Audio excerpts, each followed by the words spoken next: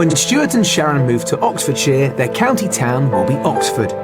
Earlier in the week, we sent them on a tour of the city with local guide Stuart Holloway. Welcome to Oxford. Hi. The city has been a centre of academia since 1167, and by the 14th and 15th centuries, the town was dependent on the custom of students who provided a large market for beer. Nothing changes. Oxford has a long history of tension between students and townsfolk, and the Swindlestock Tavern is the site of one of their worst ever clashes. Here we are, right in the heart of the city, where the four roads meet in the centre of Oxford. So off to our left we have the Swindlestock Tavern, where in the winter of 1355, after a dispute between the townspeople and the students, a riot erupted lasting 3 days. 63 students were dead. Gosh. Goodness. And this is what we call town versus gown, which is the key event in the history of Oxford, as we'll discover when we go inside some of the colleges. Amongst Oxford's 38 colleges, the largest and most famous is Christ Church. 13 British Prime Ministers were educated here.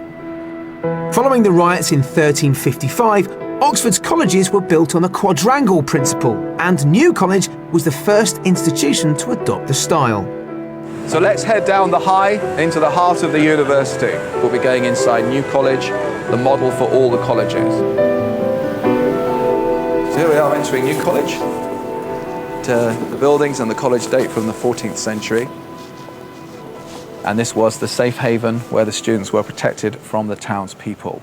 It wasn't just a place where they lived, it was a place where they worshipped. We have the chapel behind us. We have the dining room here in the main quadrangle as well.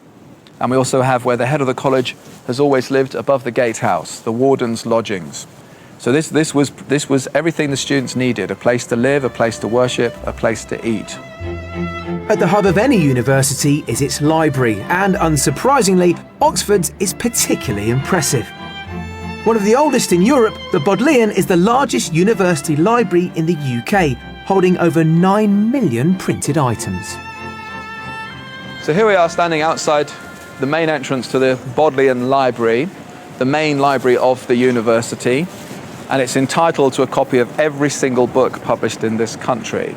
And it's been that way since the early 1600s. And these are the buildings that date from when James I was the King of England. Breathtaking architecture is in plentiful supply here, and I'm fairly confident we can find more of it in the surrounding countryside.